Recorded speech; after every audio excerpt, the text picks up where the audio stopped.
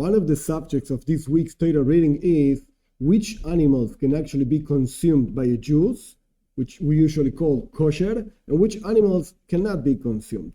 And these animals are actually divided into land animals, water animals, air animals, etc. Now, each one of them has signals that tell us whether, again, we can consume it or not.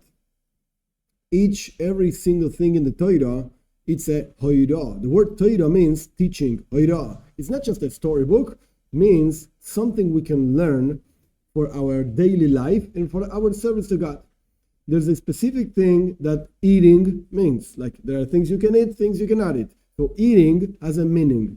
Besides the idea of just sustaining the body and joining the soul with the body, because if a person does not eat, so his soul, bye-bye, goes away. Besides that basic idea of sustaining, physically speaking, the body, there's a spiritual meaning of eating. And it's brought down in the Jewish mysticism that the spiritual meaning of eating means to elevate the food into holiness. We use the strength that we obtain from the food in order to serve God. And this elevates the food. But there are different levels. Our sages say that there are actually 4 types of creations in the whole world. You have inanimate objects like minerals, you have plants, you have animals, and you have human beings.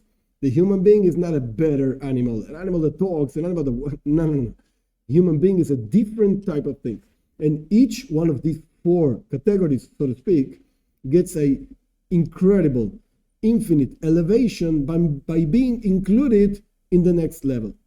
So when a plant actually absorbs a mineral from earth, etc., the mineral becomes plant. So it has a infinite elevation. Then when an animal eats the plant becomes animal, so to speak, and gets an infinite elevation. Then when man eats the animal, so the animal becomes man, so to speak, and gets an infinite elevation. The question is, how does man get an infinite elevation? And the answer is by, quote unquote, being eaten by God. He is, so to speak, the supernal man, higher form of living, etc. He is the reality, so to speak. So when we get included within him, we are, quote unquote, eaten. By him, we get an infinite elevation. You could live your life like a regular, simple, very simple human being without any connection to God. Because you're just going to remain like a very simple human being with no growth in the way of an infinite way. You can grow in knowledge, you can grow in feelings, etc. But you have a limit. The limit is you yourself. So how do you go beyond yourself? How do you grow infinitely? By being included to God, within God, so to speak. So the question is, how to do that? This is what is called in Judaism avoida. Avoida means to work. You have to work on yourself, and you have to make sure that you can actually be included, quote unquote, eaten by God. How do you make sure that? So again, we go back to the animal signals that tell us which animals can be eaten by man. So again, if we're going to say that God represents this supernal man, so he also has signals to determine whether we are kosher or not, to be eaten, to be included within him. So what are those signals? By land animals, the signals means split hoof, that means like almost like 2 fingers, split hoofs, and also that they have many stomachs, and they just go back and forth. The food goes back and forth, etc., and is eaten, so to speak, and chewed many times. Now, what does this represent in a spiritual way? There are many explanations. Actually, between parentheses, when I explained Parshas Shemini, the last Parsha, I offered an explanation of this idea. Today, I'm going to offer a different explanation, another idea, a little bit deeper. And the idea is like this. Each one of us has a nature. And when we work and we develop that nature, it's a very powerful thing. We can really grow. However, where's the real growth? When we go against our nature. That's the real growth. And we see this in Torah in many ways. One example, Avraham Avinu. Our patriarch Avraham, he was a ish chesed. He was a kind person. He loved to do kindness all over the place, to the point that the spiritual levels above, whatever, complain to God, we don't have any anything to do in earth because Abraham is doing everything for us. So he was a kind man, kindness embodied, so to speak.